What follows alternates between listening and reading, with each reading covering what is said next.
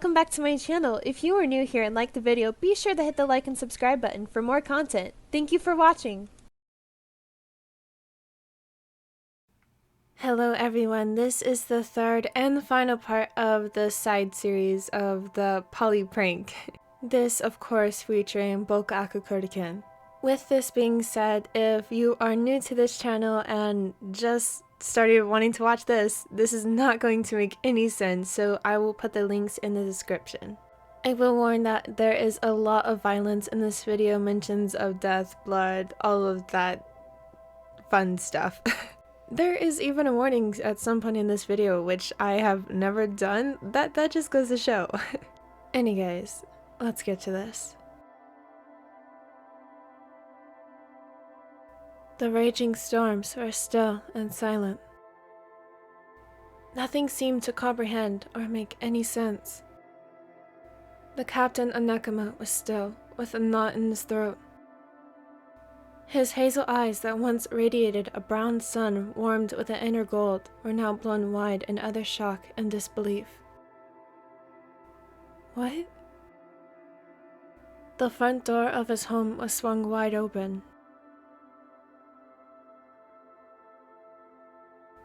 Both Kenma and Akashi were in the other room, completely unaware and oblivious to the situation the Raven was facing alone. He was on his way out to try to find Bokuto, realizing that he never came home that night, but was stopped by a police officer. My name is Officer Sawamura. Is this the residence of Kura Tetsuro? Kura knew that Bokuto was somehow involved with something big and dangerous, so much that he couldn't even tell them what it was.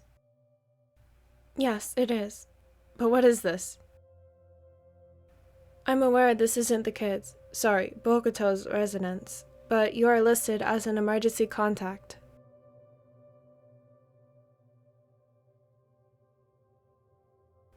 Emergency? The officer paused. Has that kid really told you nothing? Kura just nodded his head, making the latter smack his lips. The captain offered for him to come in. From there, both setters' eyes looked with a hint of curiosity, seeing the officer walk into their living room. Tetsu? What is this? Kura took a seat in between the two setters, taking their hands into his own, while the officer pulled up a chair and sat across from them.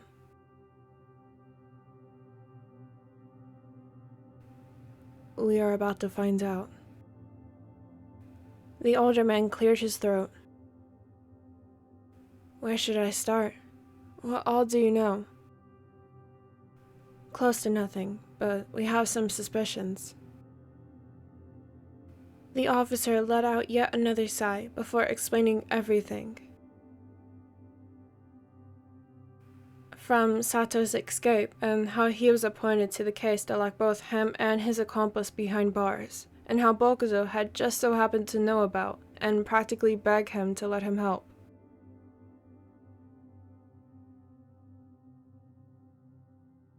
And the latest news. When I left the station for the night, the kid said he was going to leave, and he was right. I ended up leaving something behind and having to go back to get it. The office was empty, and he clenched his jaw, pulling a piece of paper out of his vest. This was left at his station. Kenma was the first to take the crumpled paper. The chicken scratch and pen was undeniably Bokuto's. I gotta leave, and I can't wait any longer. I'm going after them. I'm sorry for keeping you in the dark. If something goes wrong, look after them. Why are you here then? Why are you showing us this? He is okay, right? Kota squeezed his hand, feeling the panic, and his lover's voice hit him like a dagger in the chest. I'm not sure how to say this, but... Wait, no. He couldn't possibly mean... No, It was simply just not possible. He hasn't shown back up to the station, and we haven't been able to get a hold of him. So he isn't gone? Both panic and more confusion overcame the boys. What happened to Bokuto? We do have a lead to find him, so don't worry. I will make sure that I bring him back to you. I'd recommend laying low, considering Sato's target is you. He gestured over to Kenma. Why me? What did I ever do? The officer sighed. Beats me. We assume it's merely for his own amusement to cure his boredom. The setter gulped, imagining Bokuto coming to that same conclusion, which is why he would put himself into danger. He hated how selfless he could be. Because of that selflessness, he was going to get himself killed. I'm just here to inform you of the situation. We will shortly send out a team to go retrieve him from where we believe he is. Call the station if he shows up here. He stood up. If you'll excuse me. And just like that, the officer left with this devastating news, leaving the three boys in a dreadful silence. Not one of them had the courage to break the silence that lingered in the room. They didn't know what they could say if they had the courage. Akashi knew that if he did utter a word, he would break down, so he stayed sufficed with the silence and his quiet tears.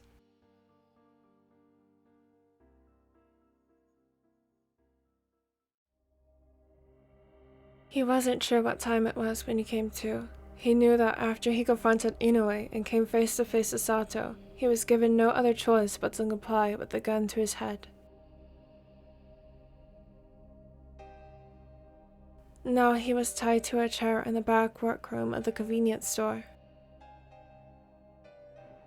His jaw ached, and so did it everywhere else that he was beaten.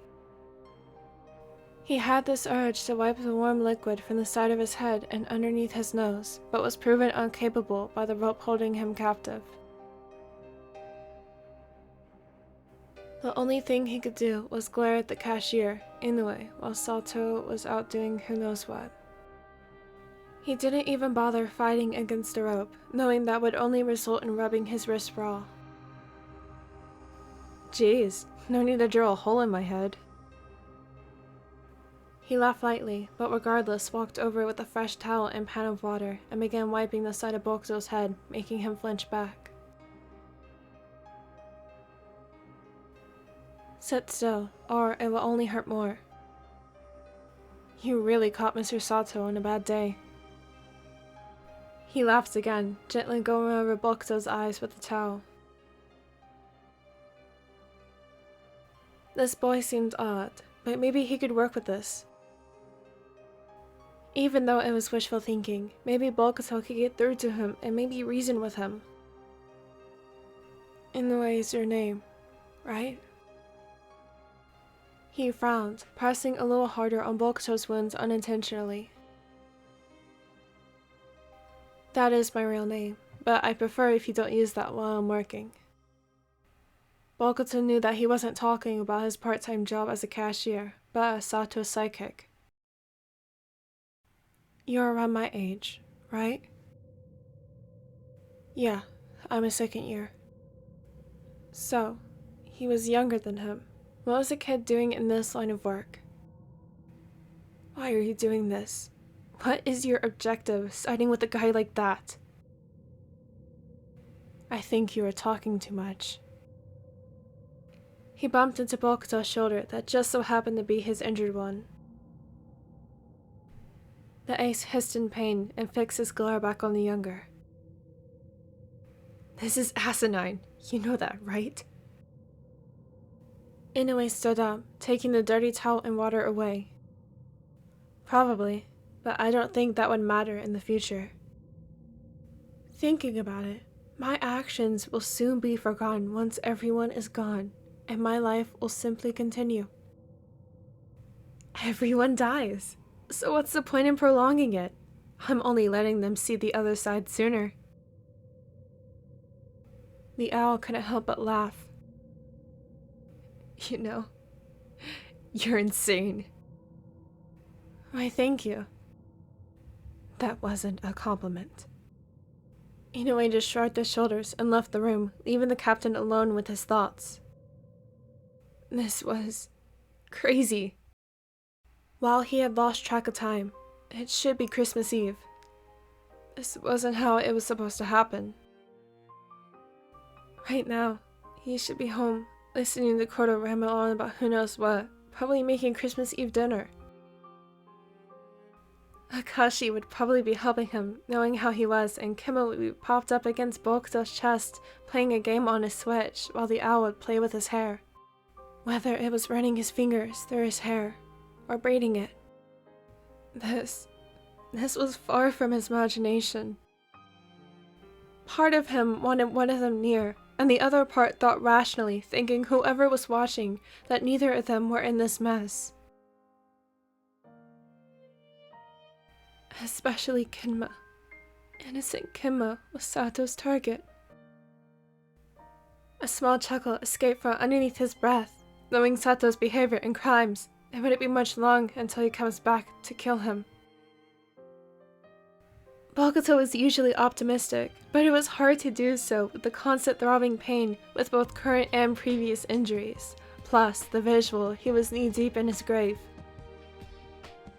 If this could at least delay Sato's pursuit in attacking any of them, then this was worth it. He would gladly take the fall. Because soon after, Kemma will hopefully keep his promise and get both of them away from here. If he could think of any regrets he may have, it would be not giving his lovers a proper goodbye and not expressing his love enough. One of his last moments with Kemma and Akashi were shared fearful looks. And his moments with Kodo were shared with such hateful words. It hurt. He heard the doorknob twist and the door open. But it would be over soon.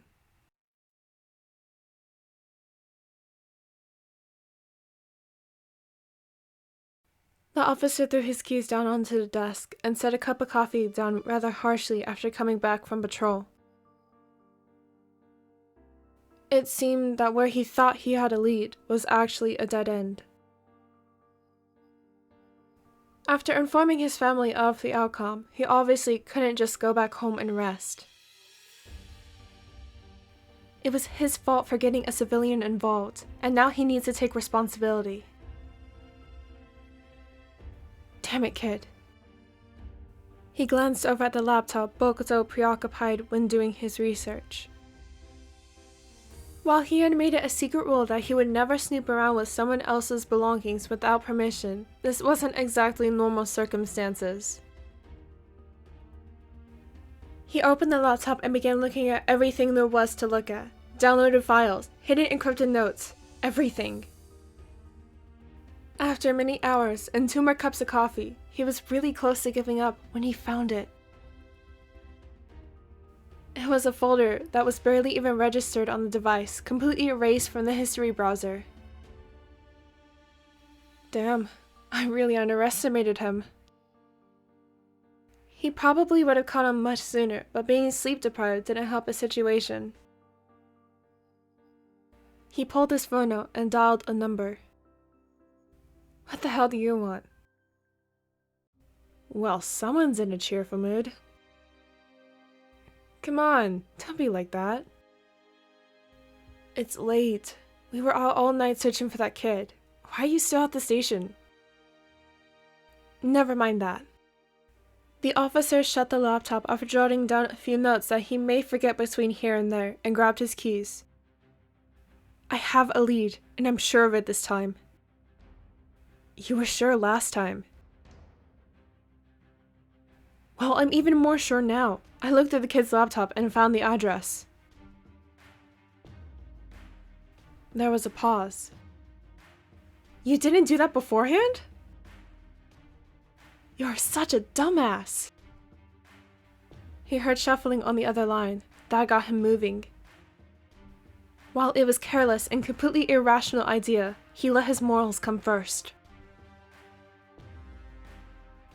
There's a time and place for that, and this obviously wasn't it. And hopefully, his hesitance didn't cost Bokuto his life. After hanging up and ran out of the station, I'll hop into his car to go to the meet spot. Just hang on, kid.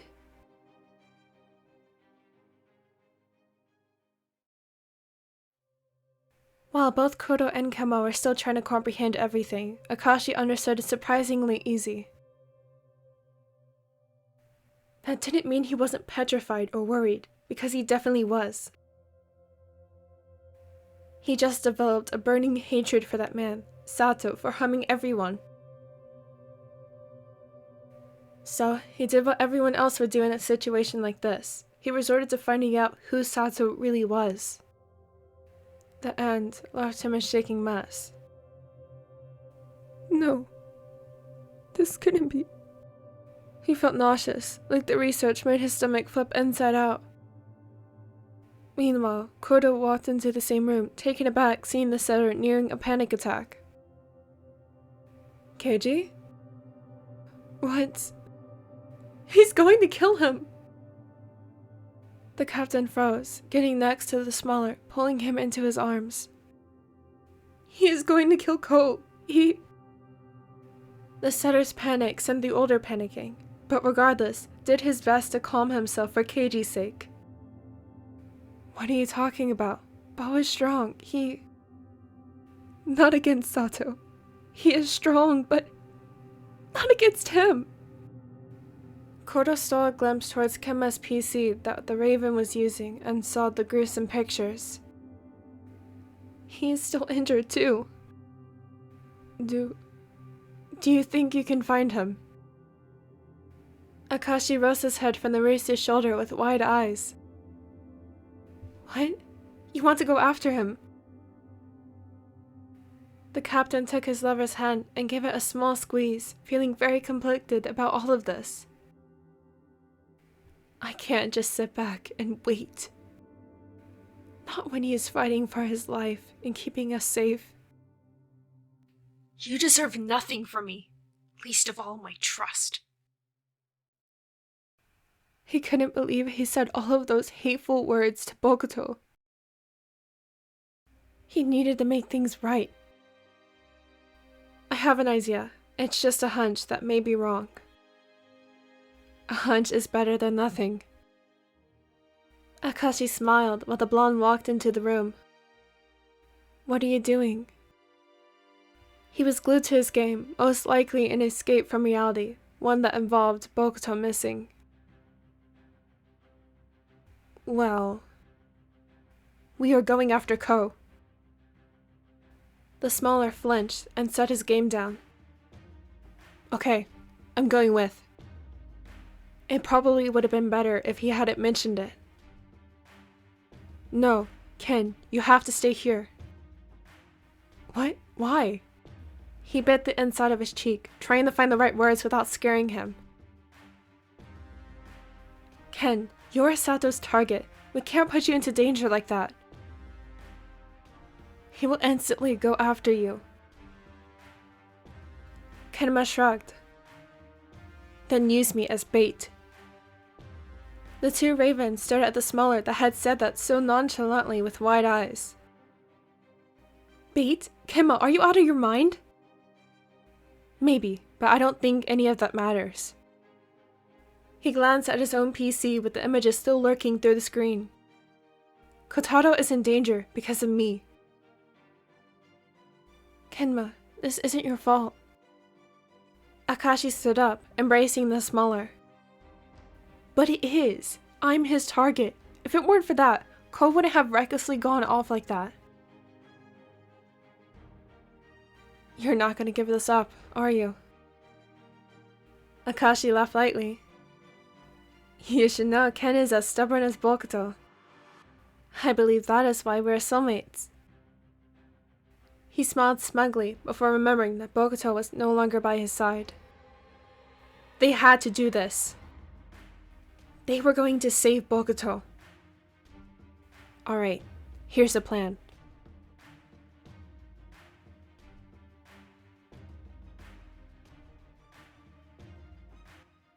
The older man's knee connected with Bokuto's jaw, almost knocking the chair he was tied to off its legs, and sent a sharp pain in his face.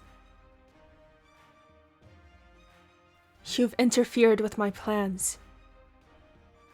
I don't like that. Was the middle-aged man really throwing a tantrum? It was pathetic, but Bokuto didn't say anything, given to his powerless position. Bokuto chuckled. What a coincidence. Because I don't like you. With Sato's short temper, Bokuto's provoking only rewarded him with another blow, this time knocking the chair over. The impact knocked the air out of the owl, making him wheeze for air. Even still, it was totally worth it. By now, his shoulder was definitely dislocated fully, and would give out at any moment. The contusions on his back once felt like needles, but now they were raging daggers dragged along his skin. He wasn't sure what came over him to confront Sato alone. Maybe it was a sudden burst of confidence from figuring out his hideout, or maybe it was just for the sake of putting an end to the mindless hunt of his lovers. Love made him blind and step into danger on his own free will. One thing was for certain, he would take the blows for as long as he could manage. To protect them. He fought off the black dots dancing in his vision, his golden eyes that once had a lively, carefree soul, now with a frozen, menacing glare. You're a tough kid. Don't call me that. He spat. It didn't seem right for him to call him that, not when the officer who had showed him so much kindness was the one to do so. He couldn't help but wonder if he had received the note, or began looking through his workstation and found his location, or if his lovers knew. At this point, it was only wishful thinking. After spacing out for who knows how long, he's surprised to find the older man untying him from the chair. What? He was pulled up from off of the ground, which sent all of his nerves in his back setting off. There was a clatter on the ground. Bokuto glanced down to see a knife, right next to the chair that he once preoccupied. Pick it up. Was this a trap? He surely didn't want to test his patience once more, feeling the familiar ache in his jaw. He bent down, using one of his arms to hold his side, almost afraid that his ribs would give, and grabbed the knife. He wasn't sure what to do with the knife, so he held it out awkwardly. Come at me. Bokuto looked at him in surprise. Was he crazy? I mean, yes, but this is absurd. Even Inoue thought so. Mr. Sato, what are you thinking? Bokuto hesitated. Just what game was he playing? He backed into the corner, not knowing what his next move should be. Yes, he was free from the ropes and didn't have a gun pointed to his head to hold him back, but he was beyond injured. Could he really take on 2 serial killers by himself? Come on, what happened to that spunk? He clenched onto the handle of the knife. Tell me, why are you after him? Who? That infuriated him to the point of tears. He couldn't even have the decency to acknowledge Kenma's name. Kenma, why are you after him? What did he do? He knew the answer, but he genuinely wanted to hear him from it personally. Sato finally wiped the obnoxious smirk from his face and frowned. He was accepted. He was wanted. He was loved by many. He was everything I've ever wanted. The jealousy pumps through my veins with burning rage and a desire to end him. Bokuto couldn't help but laugh. So you're doing this because you never fit in or was accepted? Sato went to kick the boy, but seemingly forgot of the knife in Bokuto's hands that plunged into his ankle. Even the owl forgot about it. It was just a defensive move. Give this up. We are just kids! We shouldn't have to be fighting your battle! Bokuto ripped his grip from the knife and moved away. I understand wanting to prove your worth, but this isn't the way to go about it. This is just plain cold-blooded murder. He mustered all of his strength he could to knock the older man down and pin him to the ground. Mr. Sato! End this, Sato. The owl's eyebrow arched, hearing the man below him start laughing hysterically. It seems you failed the test. What?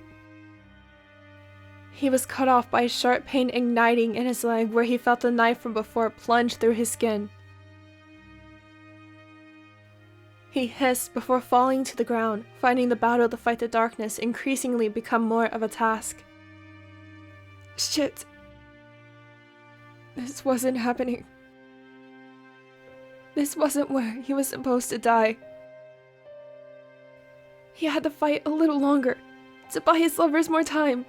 He couldn't go down. Not yet. He forced himself onto his knees, feeling the warm liquid pour down his leg. Red filled his vision when the blood from his head hazed over his eyes.